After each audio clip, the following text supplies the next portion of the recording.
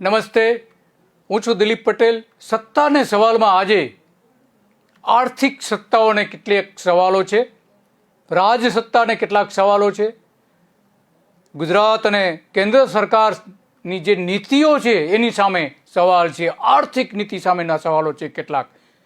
આ સવાલો એટલા માટે ઊભા થયા છે કારણ કે 8મી વાઇબ્રન્ટ સમિટ સુધી ગુજરાતમાં જે મૂડીરોકાણ આવતું હતું એમાં વિદેશી મૂડીરોકાણ જે આવતું હતું એમાં 8મા ક્રમ ઉપર હતું ગુજરાત.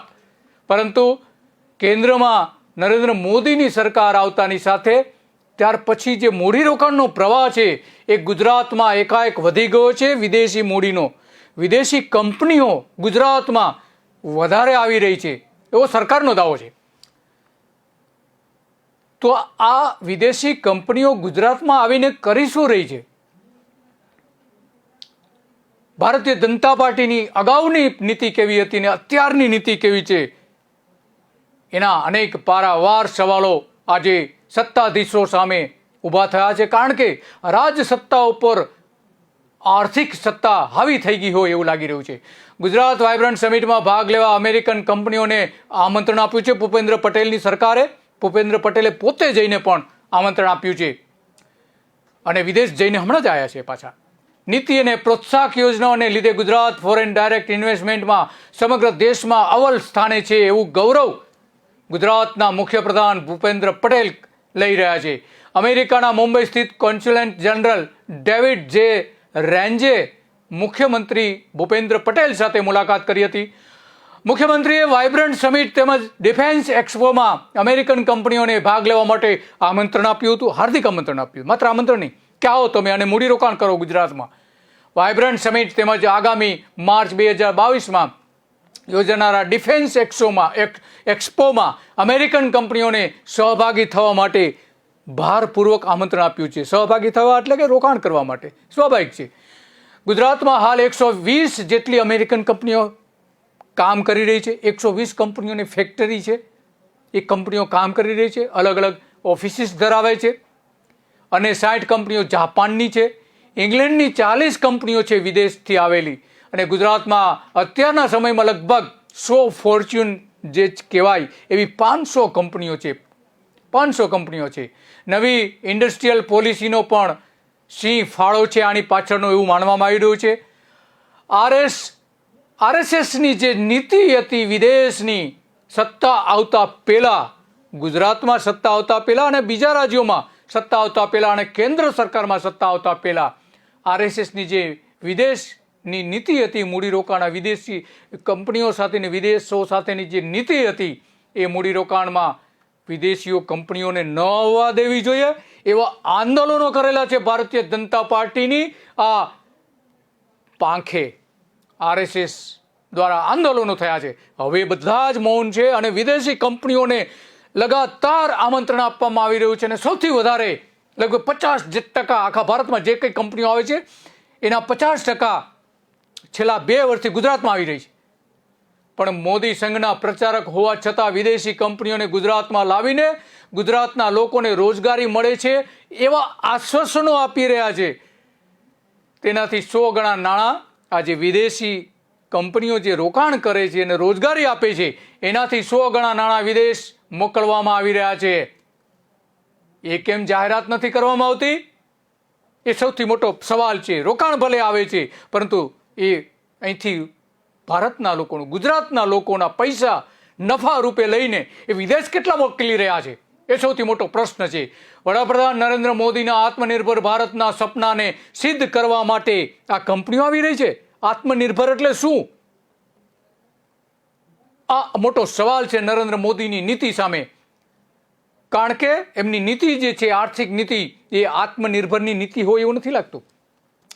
કેમ્બ્રિજ, હવે તો ગુજરાતમાં કેમ્બ્રિજ યુનિવર્સિટી સાથે કરાર કરવાનું છે શિક્ષણ માટેનું. એટલે કે વિદેશી સંસ્થાઓને પણ તમે હવે અહીંયા શિક્ષણ આપવા માટે આમંત્રણ આપી રહ્યા છો. ક્યાં ગઈ તમારી નીતિ? ક્યાં છે સંઘની નીતિ? નવી તાલીમ લેવા માટેની જે કેમ્બ્રિજ યુનિવર્સિટીને અહીંયા તમે કરાર કરવાનો છો થોડા સમય પછી. અને બીજી બાજુ તમે ગુજરાત સરકાર 5000 શાળાઓ બંધ કરી રહી છે. શું કરવા માંગો છો ગુજરાતમાં? તમે આ વિદેશી કંપનીઓને લાવવા માંગો છો? સાંભળીએ ભૂતપૂર્વ મુખ્યપ્રધાન વિજય રૂપાણી શું કહી રહ્યા હતા આના સંદર્ભમાં એ સાંભળીએ આપણે. આવનારા વાઇબ્રન્ટ ગુજરાતના સમિટ માટે આદરણીય વડાપ્રધાન સાથે મિટિંગ હતી. ગુજરાતના બધા મુખ્ય અધિકારીઓ મારી સાથે મિટિંગમાં આવેલા. વાઇબ્રન્ટ ગુજરાતની 9મી એડિશન એની આખી ડિટેલ ચર્ચાઓ કરી અને ગવર્મેન્ટ ઓફ ઇન્ડિયા દ્વારા ખૂબ એકદમ સારી મદદ મળી રહી છે. લગભગ 100થી વધુ દેશોમાં ડેલિગેશન મોટા આવવાના છે. આ વખતે આફ્રિકા ડે આપણે ઉજવી રહ્યા છીએ. ગુજરાતમાંથી આફ્રિકા ખાતે મોટા પાયે એક્સપોર્ટ અને ઇન્વેસ્ટમેન્ટ અને બિઝનેસ એની પોટેન્શિયાલિટી વધારવા માટેના પ્રયત્ન છે. સાથે સાથે MSME નાના ઉદ્યોગકારોને પણ વધુ સારી તક મળે એ માટે વાઇબ્રન્ટમાં આયોજન કરવામાં આવ્યું છે. શોપિંગ ફેસ્ટિવલ એ પહેલી વખત બની રહ્યો છે. એ શોપિંગ ફેસ્ટિવલ આ વખતે બહુ મોટો 15થી 27 જાન્યુઆરી આપણે કરી રહ્યા છીએ, જેમાં અમદાવાદના બધા નાના મોટા ટ્રેડર્સ એ ભાગ લેવાના છે અને વિસ્તૃત આખી વાઇબ્રન્ટની અને અલગ અલગ દેશો આ વખતે લગભગ 12થી વધુ દેશો પાર્ટનર કન્ટ્રી છે આપણા. અને મેં કીધું એમ 100થી વધુ દેશોમાંથી ડેલિગેશન પણ આવશે. 30,000થી વધુ ડેલિગેટ્સ પણ ભાગ લેવાના છે અને ભવ્ય આયોજન કર્યું છે.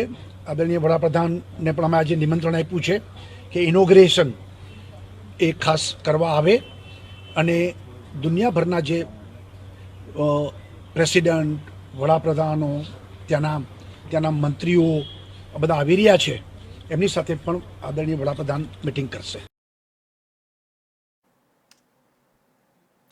વિજય રૂપાણીએ 9મી વાઇબ્રન્ટ સમિટ જે થઈ હતી 9મી, ત્યારે એમણે જે આ વાત કરી હતી એ આપણે ફાઇલ ફૂટેજ આપણે જોયા.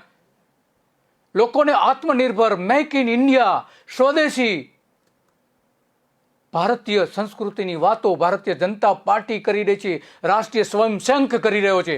પરંતુ એક બાજુ ભારતમાં વિદેશી કંપનીઓને લાવીને દેશના લોકો માટે શું કરવા માગે છે, એ આજથી સૌથી મોટો સવાલ છે એમની સામે. સોશિયલ મીડિયાથી વર્ષે ભારતમાં 50,000 કરોડનો ધંધો થઈ રહ્યો છે.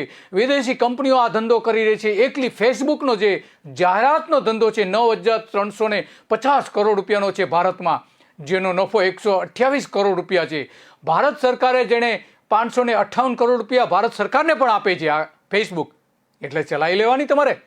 ફેસબુક એક એવી સોશિયલ મીડિયા સાઇટ છે કે જે ભારતીયોના માનસિક પરિવર્તન કરી રહી છે. આર્થિક, રાજકીય, સામાજિક અને વિદેશીઓ માટેનું જે આર્થિક મતાંતરો ઊભા કરી રહી છે. ભારતના લોકોનું, ગુજરાતના લોકોના મન ફેરવવાનું કામ કરી રહી છે આ વિદેશી સોશિયલ મીડિયા કંપનીઓ. ભારતમાં પછી મોટો ધંધો પણ કરે છે એ પછી તો ગુજરાતમાં 10% એટલે લગભગ 5 કરોડનો ધંધો કરતી હોવાનું માનવામાં આવી રહ્યું છે. 5 કરોડનું. આવનારા દિવસોમાં નવી આવતી અમેરિકન કંપનીઓને રાજ્ય સરકારનો સહયોગ અને સહકાર આપશે એવું મુખ્યપ્રધાને પણ કહી રહ્યા છે. સકારાત્મક અભિગમ અપનાવીને પણ વાત કરે છે. પરંતુ ભારતમાં ખરેખર FDIની ટકાવારી છે જાણવા જેવી છે. જાહેર ક્ષેત્રની બેંકો 20% વિદેશી નાણું છે. પ્રસાર સામગ્રી સેવાઓમાં 49% વિદેશી નાણું આવી ગયું છે. સિવિલ છાપ જે વિવિધ છાપનું જે છૂટક ટ્રેડિંગ જે છે 51% વિદેશી રોકાણ. પ્રિન્ટ મીડિયા 26% વિદેશી નાણું આવી ગયું છે. સોશિયલ મીડિયા પ્રજાનું મગજ બદલાવી રહી છે, એમાં મોટા ભાગનું રોકાણ તો આ વિદેશી કંપનીઓનું છે. તો આ બધી કંપનીઓ શું કરી રહી છે, શા માટે આવી રહી છે? ઈસ્ટ ઇન્ડિયા કંપની જેવું કરવા માંગો છો? ઈસ્ટ ઇન્ડિયા કંપનીએ ગુજરાતમાં શું કર્યું હતું, ભારતમાં શું કર્યું હતું, એ ઇતિહાસ આજ ભારતીય જનતા પાર્ટીની સંઘની જે શાખાઓ છે એ ફેલાવતું હતું. રાજીવ દીક્ષિત સ્પષ્ટપણે કહેતા હતા, રાજીવ દીક્ષિત જે RSSની સાથે જોડાયેલા હતા અને સ્વદેશી જાગરણ મંચ સંઘના દ્વારા ચલાવવામાં આવતા હતા અને એના હેડ હતા રાજીવ દીક્ષિત. પછી એમનું અવસાન થયું હતું. એ રાજીવ દીક્ષિતે શું કહ્યું હતું આપણે સાંભળીએ. अंग्रेजों ने फिर वही किया, उनका जो असली चरित्र था. पहले कोठी बनाई, व्यापार शुरू किया, धीरे धीरे पूरे सूरत शहर में उनका व्यापार फैला और सन 1612 में सूरत के नवाब की हत्या कराई.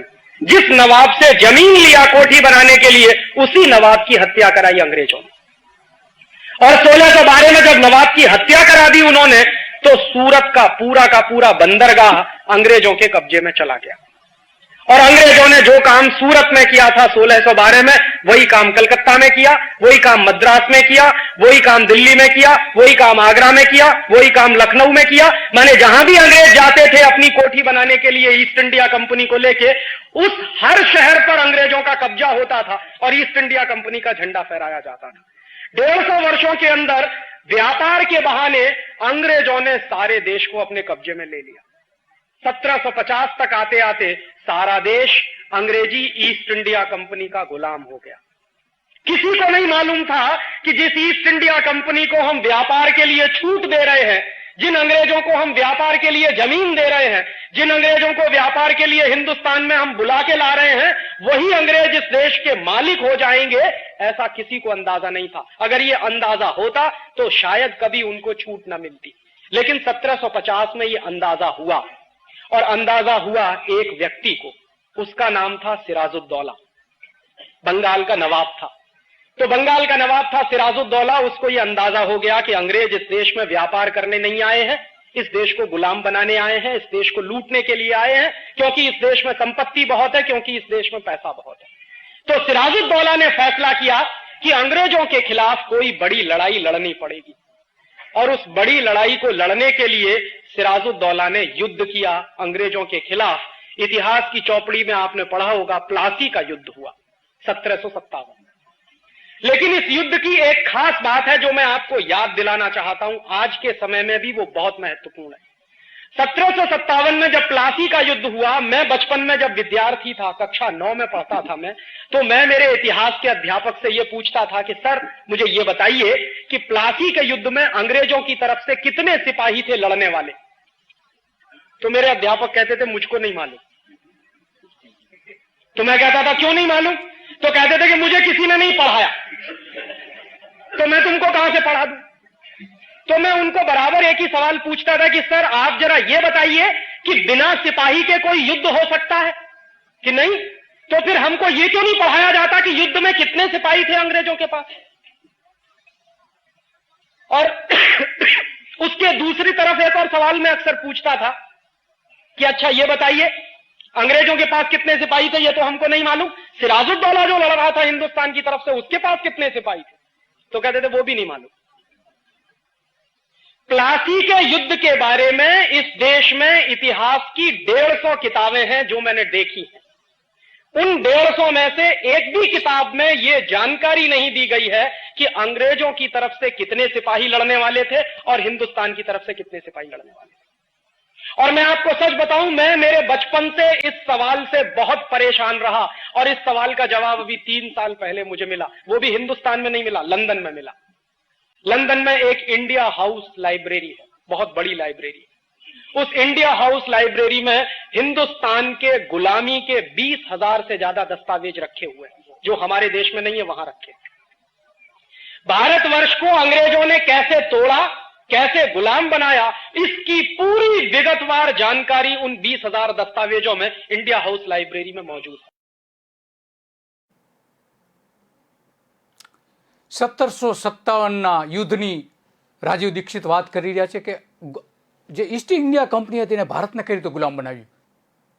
અને માત્ર 300 સૈનિકો હતા અંગ્રેજોના, માત્ર 300 સૈનિકો. પરંતુ આ જે આખી કઈ રીતે એને ગુલામ બનાવી દીધું એની આખી વાત કરી રહ્યા છે. એમણે ઇન્ડિયા હાઉસ લાઇબ્રેરી જે છે ઇંગ્લેન્ડમાંથી, એમાંથી બધા દસ્તાવેજો મેળવ્યા અને એમાંથી એને શોધી કાઢ્યું કે માત્ર ને માત્ર 300 અંગ્રેજોના સૈનિકો હતા અને એમાં જે ફાટફૂટ પડાવીને, ભારતના સૈનિકોમાં ફાટફૂટ પડાવીને સત્તા મેળવી. આ સત્તાનો વિરોધ ભારતીય જનતા પાર્ટીની તમામ પાંખો, સંઘની તમામ પાંખો કરતી આવતી હતી એનો વિરોધ કે વિદેશી કંપનીઓ ન જોઈએ. અને આજે વિદેશી કંપનીઓને આમંત્રણ આપે છે.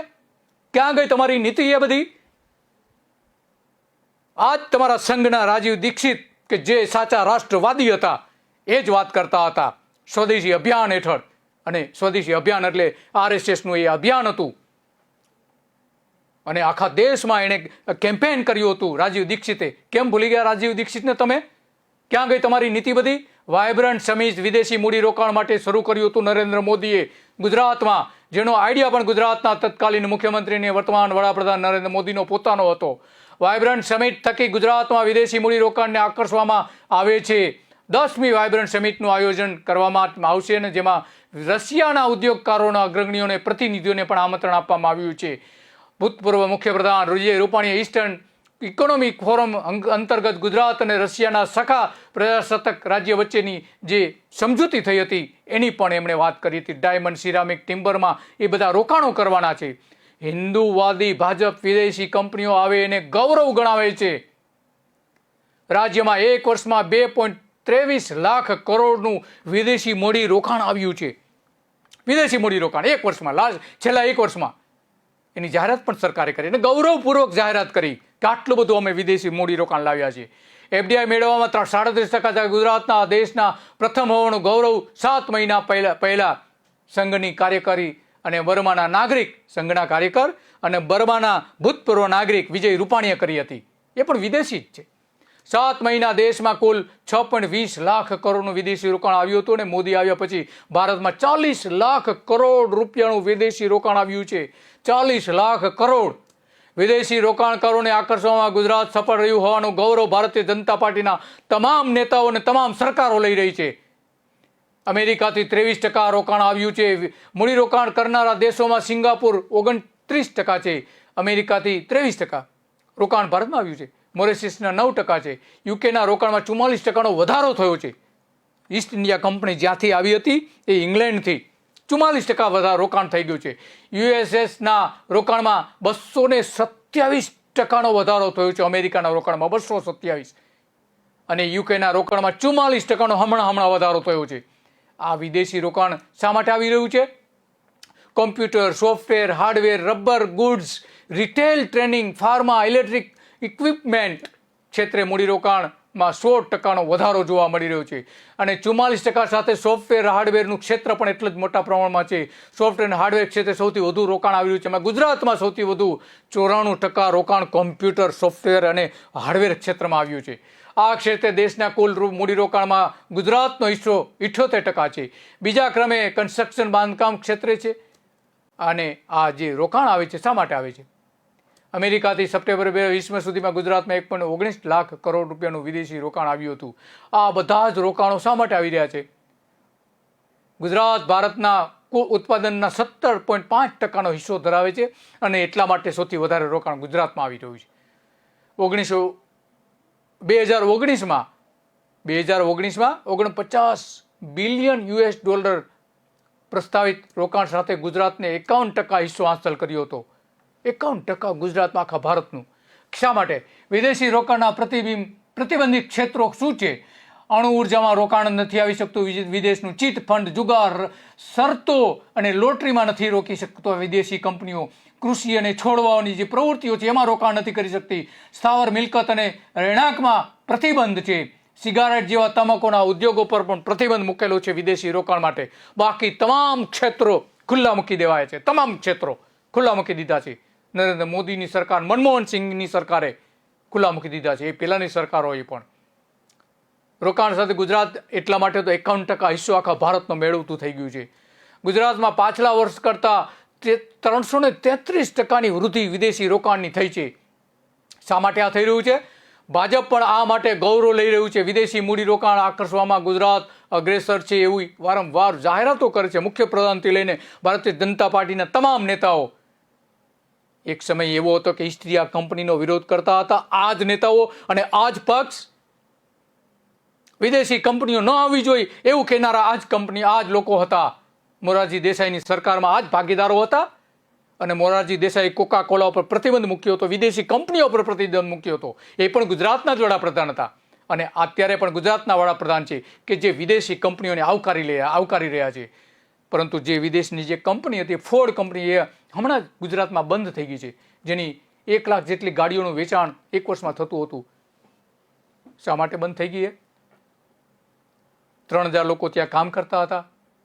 અને હવે તો એવી વાત છે કે ચીન છોડીને ભારત જે આવવા માગે છે એવી કંપની, વિદેશની જે કંપનીઓ છે એવી લગભગ 1000 કંપનીઓ ભારતમાં આવશે. એમાંથી 40% તો ગુજરાતમાં આવશે. એટલે કે લગભગ 400 જેટલી કંપની, 400-500 જેટલી કંપની ગુજરાતમાં આવી શકે છે 1000 કંપનીઓમાંથી. પૂર્વ સીએમ રૂપાણીની મહત્વની જાહેરાત કરી એ હતી કે ચીનને છોડી રહેલી કંપનીઓ ગુજરાત આવવા માટે આમંત્રણ આપવામાં આવી રહ્યું છે, એવી જાહેરાત પણ કરી હતી. 1200 દિવસ કામ કરતા પ્રોજેક્ટ લઈ આવે એને લેબર લોમાંથી પણ છૂટછાટ આપી દેવામાં આવી રહી છે. રાજ્યમાં ઉદ્યોગકારોને 33,000 એકર જમીન આપવામાં આવશે એવી જાહેરાત રૂપાણીએ કરી હતી, જેનો સીધો મતલબ એ છે કે 330 કિલોમીટર જેટલો કંપનીઓને આ જમીન આપી દેવામાં આવશે. સરકારે કંપનીઓને આવકારવા માટે નોડેલ અધિકારીઓની નિમણૂક પણ કરી દીધી છે. ગુજરાતમાં $17,133 મિલિયન અત્યાર સુધીમાં રોકાણ થયું છે. $17,000 મિલિયન. $1 મિલિયન એટલે કે $10 લાખ જેવું થાય છે. આટલું બધું રોકાણ ગુજરાતમાં થઈ ગયું છે. કેટલું થયું ગુજરાતમાં રોકાણ? તેના 10% નફો જો ગણવામાં આવે તો 1000 કંપનીઓ વિદેશ અહીંથી જે કમાણી કરીને મોકલી રહી છે. ગુજરાતમાંથી 10,000 કરોડ રૂપિયા આ 500 જેટલી કંપનીઓ અને બીજી હવે 400 કંપનીઓ આવવાની તૈયારીમાં છે. આ 900 કંપનીઓ વિદેશ પૈસા મોકલશે. અત્યારે જો 10,000 કરોડ રૂપિયા મોકલી રહી, 11,000 કરોડ, 11,000 કરોડ રૂપિયા વિદેશ મોકલી રહી, તો જે બીજી કંપનીઓ આવશે ત્યારે આની જે રકમ છે ડબલ થઈ જવાની છે. સમજો કે 1 વર્ષમાં 11,000 કરોડ રૂપિયા આ રીતનો નફો અત્યારે વિદેશમાં મોકલવામાં આવી રહ્યો છે. વળી ભારતમાં બીજી ફેક્ટરીઓ ધરાવતી કંપનીઓ જો ગણવામાં આવે કે જે ભારતમાં છે પરંતુ ગુજરાતમાં નથી, છતાં ગુજરાતમાં વેપાર કરે છે, દાખલા તરીકે કોમર્સની કંપનીઓ, એમેઝોન જેવી કંપનીઓ, એ બધું જ જો ગણવામાં આવે તો 40,000 કરોડ રૂપિયાનો જે નફો છે એ વિદેશ જતો રહે છે. 40,000 માત્ર ગુજરાતમાંથી. અને એમાંથી થોડા પૈસા કેટલાક ભ્રષ્ટ નેતાઓને જો આપી દેવામાં આવે તો શું થઈ શકે? અને આપતી જશે આ કંપનીઓ. કેટલીક કંપનીઓ, બધી તો નહીં જ આપતી, કેટલી આપતી જશે આ ભ્રષ્ટ નેતાઓને જે ભ્રષ્ટાચાર કરે છે એમને. આ રૂપિયા ધારે તો રાજનેતાઓ પાસે જે ધારે તે કરાવી શકે છે અને કરાવતા જ હશે.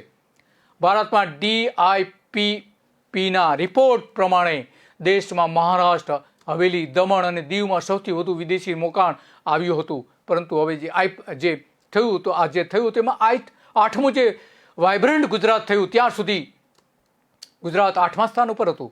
સીએમ રૂપાણીની વિદેશ નીતિ ગુજરાતમાં વિદેશી મૂડી રોકાણ લાવવા માટેની હંમેશને માટે રહી છે, જે રીતે નરેન્દ્ર મોદીની રહી છે. અને ભૂપેન્દ્ર પટેલ પણ એ જ રસ્તે છે. ખેડૂતોની આવક બમણી કરવાની વાત હતી, પરંતુ બમણી ખેડૂતોની આવક ન કરી શક્યા, પરંતુ આ કંપનીઓની આવક બમણી કરી દીધી છે. આ જ કંપનીઓની, વિદેશી કંપનીઓની, દેશની કંપનીઓના 1000% જે નફો વધી ગયો છે એ છોડી દો, પણ વિદેશી કંપનીઓની આવક ડબલ કરી દીધી છે નરેન્દ્ર મોદીની સરકારે, વિજય રૂપાણીની સરકારે. વિદેશી કંપનીઓ આવવાથી ગરીબી દૂર થવી જોઈતી તેવી વારંવાર કહેવામાં આવે છે. ભારતીય જનતા પાર્ટીના તમામ નેતાઓ દ્વારા વારંવાર કહેવામાં આવે છે કે ગરીબી દૂર થઈ જશે, રોજગારી મળશે, લોકોને વેપારની તકો મળશે.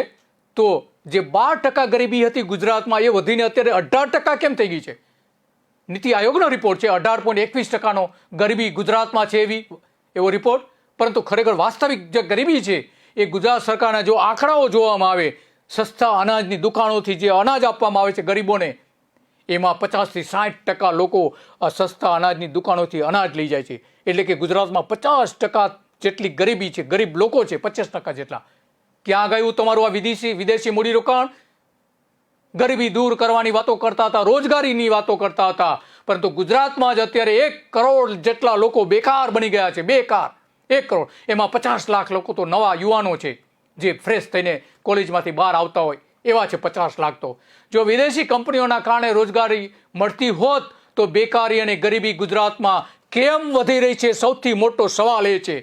આજ ભારતીય જનતા પાર્ટીના નેતાઓને, આજ નરેન્દ્ર મોદીને, આજ અમિત શાહ જે અમદાવાદમાં છે એને, વિજય રૂપાણીને અને ભૂપેન્દ્ર પટેલને પણ તેનો જવાબ ભાજપની સરકારોએ ગુજરાતની જનતાને આપવો જોઈએ કે તમે વિદેશી મૂડીરોકાણ લાવી રહ્યા છો, પરંતુ આ ગરીબી અને બેકારી કેમ વધી રહી છે? શા માટે? મુખ્ય કારણ એ છે એના માટેનું. પરંતુ વિદેશી જે કંપનીઓ જે ભારતમાં આવી હતી અને એનું શું હાલત થઈ હતી, એમણે શું કર્યું હતું અહીંયા આવીને, એ પણ એક સમજવા જેવી વાત છે. કારણ કે 2005માં જે વાઇબ્રન્ટ થયું એમાં 227 ઉદ્યોગો સ્થાપવા માટે 1 લાખ કરોડના રોકાણ થવાના હતા. 2007માં 454 ઉદ્યોગો સ્થાપવા માટે 4 લાખ રોકાણ થવાના હતા. આ જે રોકાણો થવાના હતા 12 લાખ કરોડના કરારો રોકાણ માટેના થયા હતા અને 1 કરોડ લોકોને રોજગારી આપવાની જે વાતો કરતા હતા વિદેશીના દેશના ઉદ્યોગોમાં અહીંયા રોકાણ થવા માટેનું, એનું શું થયું? કેમ એ બધાને રોજગારી ન મળી? 25 લાખ કરોડના એમઓયુ કર્યા હતા, ક્યાં ગયા? 17માં 15 લાખ કરોડના એમઓયુ થયા હતા, ક્યાં ગયા? 24,000 ઉદ્યોગો આવવાના હતા, કેમ ના આવ્યા? 19માં 15 લાખ કરોડના કરાર થયા હતા અને જે 1 લાખ લોકોને 21 લાખ લોકોને રોજગારી આપવાની હતી, શું થયું એનું? 1 લાખ ઉદ્યોગો સ્થાપવા માટે 1.25 લાખ કરોડના કરાર થયા હતા અને 11 લાખ કરોડ રોકાણ થયું હતું. એવાનો આદેશ જે વાઇબ્રન્ટ ગુજરાતમાં આ બધું થયું હતું. તો શું હાલત છે આજે? કેમ બેકારી અને રોજગારી વધી રહી છે? બેકારી અને ગરીબી વધી રહી છે. વિદેશી કંપનીઓ ગુજરાતમાં ઉદ્યોગો સ્થાપવા કરાર માટે 5,500 એકર જમીનની હમણાં જ માંગણી કરી છે. આ દેશ 31 દેશ, 13 દેશ અને એ 13 દેશની 31 વિદેશી કંપનીઓએ 62,000 કરોડ રૂપિયાનું અમે રોકાણ કરવા માંગીએ છીએ, અમને આટલી જમીન આપો. 555 એકર જમીન. ગુજરાતમાં વિદેશી સોશિયલ મીડિયા આ બધું જ ધોવાણ કરી રહ્યું છે. સોશિયલ મીડિયાથી વર્ષે 5,000 કરોડનો ધંધો થાય છે. ગુજરાતમાં ફેસબુકનો જાહેરાતનો ધંધો 955 કરોડનો છે. ફેસબુકનો ગુજરાતનો નફો જે છે 15 કરોડની આસપાસ હોવાનું માનવામાં આવે છે. ભારત સરકારને 518 કરોડ એ ફેસબુક આપે છે, ભારત સરકારને આપે છે. ગુજરાતમાં રોકાણ વગર સોશિયલ મીડિયાને મોટો ધંધો મળી રહ્યો છે. કોઈ પણ જાતના રોકાણ વગર પણ ધંધો મળી રહ્યો છે. ફેસબુકને મળી રહ્યો છે અને બીજા સોશિયલ મીડિયાને પણ મળી રહ્યો છે. યુટ્યુબથી લઈને અનેક કંપનીઓ એવી છે કે જેને ધંધો મળી રહ્યો છે. મુખ્ય પૂર્વ પ્રિન્સિપાલ સેક્રેટરી ઉદ્યોગ ખાણ ખનીજ વિભાગના પ્રિન્સિપાલ સેક્રેટરી મનોજ દાસે આ અગાઉ માહિતી આપી હતી. આ બધી જ માહિતી આપી હતી. આ અંગે ઈસ્ટ ઇન્ડિયા કંપનીએ શું કર્યું હતું ગુજરાત અને દેશમાં, એ પણ આપણે એક અહેવાલ સાંભળીએ. સોનાની ચીડિયા ગણાતો ભારત હતો. 31 ડિસેમ્બર 1600માં ઈસ્ટ ઇન્ડિયા કંપનીની સ્થાપના થઈ હતી. બ્રિટનની મહારાણીએ આ કંપનીને 21 વર્ષ સુધી ભારત સાથે વેપાર કરવાની છૂટ આપી હતી, પરંતુ વેપારના નામે આ કંપનીએ અંગ્રેજોની 200 વર્ષની ગુલામ બનાવ્યા હતા. બ્રિટનની અર્થવ્યવસ્થા વધારે મજબૂત કરવા કંપની ભારતમાં વેપાર કરવા આવી અને સુરતમાં જમીન આપી. 1608માં કેપ્ટન વિલિયમ હોકિંગ્સ ગુજરાતના સુરત બંદરે હેક્ટર નામનું ઈસ્ટ ઇન્ડિયા કંપનીનું જહાજ લઈને આવ્યો હતો. પછી ટોમસ રોને ભારત મોકલવામાં આવ્યો હતો. ટોમસે અનેક ભેટ સોગાતો આપી દિલ્હીમાં મુગલ બાદશાહ જહાંગીરને ખુશ કર્યો હતો.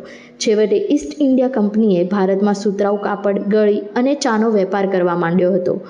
પોર્ટુગલ અને ડચ લોકો પણ પોતાના થાળ સ્થાપી ચૂક્યા હતા. ઈસ્ટ ઇન્ડિયા કંપનીએ પોર્ટુગીઝ, ડચ અને ફ્રાન્સિસીઓને નાની મોટી લડાઈ લડીને બંગાળના કાંઠા વિસ્તારો પર કબજો જમાવ્યો હતો. બંગાળ આર્થિક દ્રષ્ટિએ ભારતનું સૌથી સમૃદ્ધ રાજ્ય હતું. રેશમ, સુતરાઉ, પોટેશિયમ નાઇટ્રેટ સહિતની અનેક ચીજવસ્તુઓનો મોટા પાયે વેપાર થતો હતો. બ્રિટિશ કંપનીએ ભારતના સ્થાનિક રજવાડાઓને ભય બતાવતા હતા. 1756માં બંગાળના નવાબ બનેલા સિરાજ ઉદ દૌલા સાથે લડાઈ થઈ. બ્રિટિશ કંપનીના કિલ્લાઓ ધ્વસ્ત કરીને બ્રિટિશ કારોબારીઓને કેદ કર્યા હતા. નવાબની સેના સામે ટકી શકે તેમ ન હતા. છેવટે અંગ્રેજોએ નવાબના સેનાપતિ મીર જાફરને નવાબ પદની લાલચ આપી 23 જૂન 1757માં પ્લાસીનું યુદ્ધ જીત્યું હતું. પછી ઈસ્ટ ઇન્ડિયા કંપની પાસે 2.50 લાખ સૈનિકોની વિશાળ ફોજ હતી. 1815માં બ્રિટનની ભારતમાં વસ્તુ નિકાસ 25 લાખ પાઉન્ડ હતી, જે વધીને 1822માં 48 લાખ પાઉન્ડ થઈ હતી.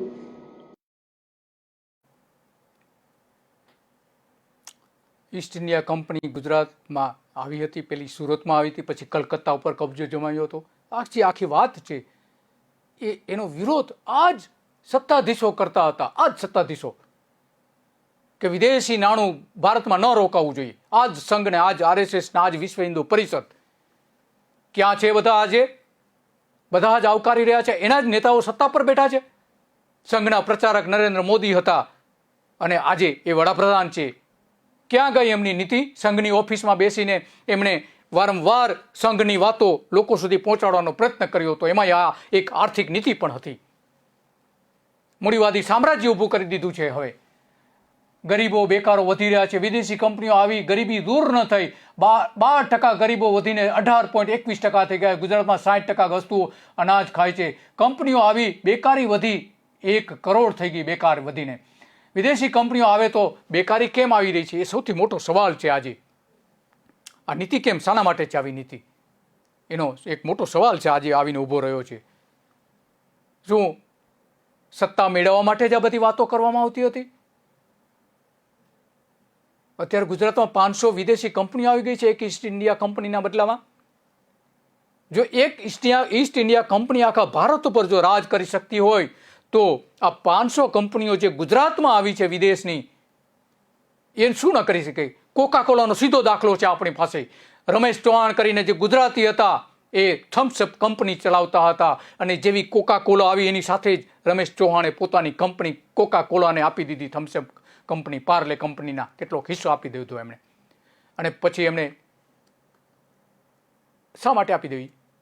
$50 કરોડ કોકા કોલાને આપી દેવી પડી હતી. 80% બજાર ત્યારે રમેશ ચૌહાણ ભાઈ ગુજરાતી પાસે હતું. 80% ભારતનું બજાર એ અત્યારે ઝીરો થઈ ગયું છે. અને વિદેશી કંપની કરોડો રૂપિયા ટેક્સ અહીંયાથી નફો કમાઈને વિદેશ મોકલી રહી છે. આ જ કોકા કોલા કંપની. 1977માં કેન્દ્રમાં જનતા પક્ષની સરકાર આવી ત્યારે ગુજરાતના જ વડાપ્રધાન, ગુજરાતમાંથી થયેલા વડાપ્રધાન મોરારજી દેસાઈએ આ જ કોકા કોલા કંપનીને બાન કરી દીધી હતી, કારણ કે વિદેશી કંપની હતી. તો સાચા રાષ્ટ્રવાદી, સાચા હિન્દુવાદી કોણ? આ સંઘ, ભાજપ, નરેન્દ્ર મોદી કે મોરારજી દેસાઈ? એ આજનો સૌથી મોટો પ્રશ્ન છે. નમસ્તે.